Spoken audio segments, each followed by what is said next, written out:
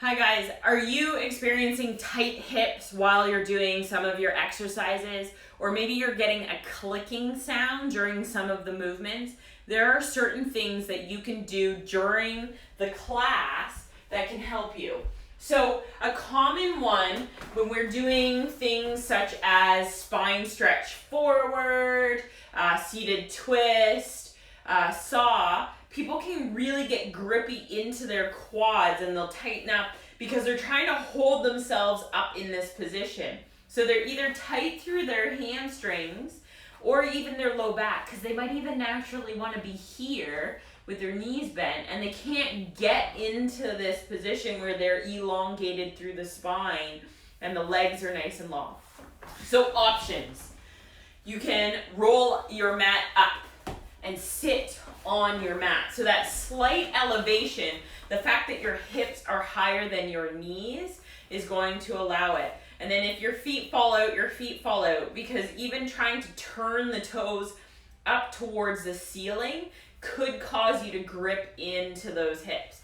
And if you need a slight knee bend, that's fine. There's nothing wrong with having a slight knee bend. And as you keep working on these exercises, your flexibility is going to get better if you keep practicing them. Another option is yoga blocks. So as well, you can place a yoga block and sit on it. Or if you have a larger block or box, you can do that. And then some of the exercises can easily be done in a chair.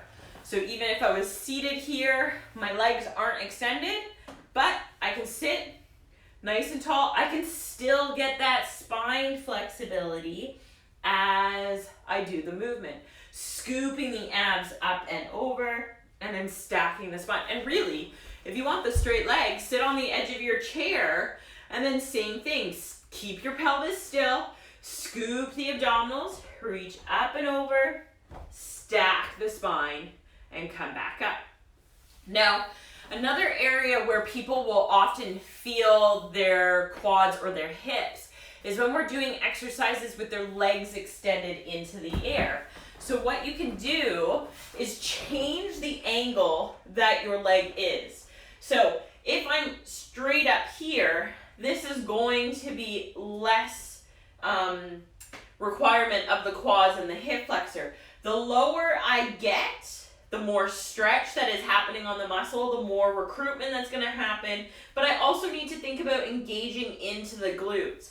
So an excellent exercise that this might happen is your single leg stretch. So if I bring both feet up to tabletop, nod the chin and peel the head and shoulders up. When I bring the one knee in and the opposite leg is extending, this is the leg that some people feel. So if I lift the height of the leg, they're going to get less hip flexor recruitment. The lower the leg goes, the more difficult they might have maintaining that. Make sure your back is staying still, because we also don't want it to arch the low back because the leg is too low. So keep the back connected. Play with the angle that your leg is setting up on as you're doing your single leg stretches. And then one other exercise that is really common for people to feel that quad hip flexor is their leg circles.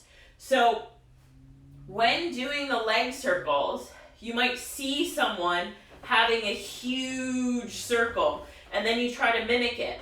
But then you're getting this big clunk as you do it. And some people, the noise bothers them and they have no pain. Other people do get discomfort from the clunk. Decrease the size of your circle. So your circles, start small. See, can I do this and not get any clicking or discomfort? If so, increase the size of your circle.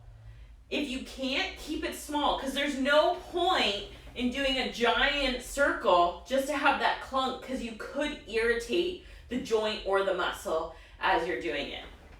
So I hope those modifications help you. If you're looking for any other modifications for certain exercises that are happening in classes, please let me know. I'm more than willing to show you some of the variations that are available to you. Have a great day.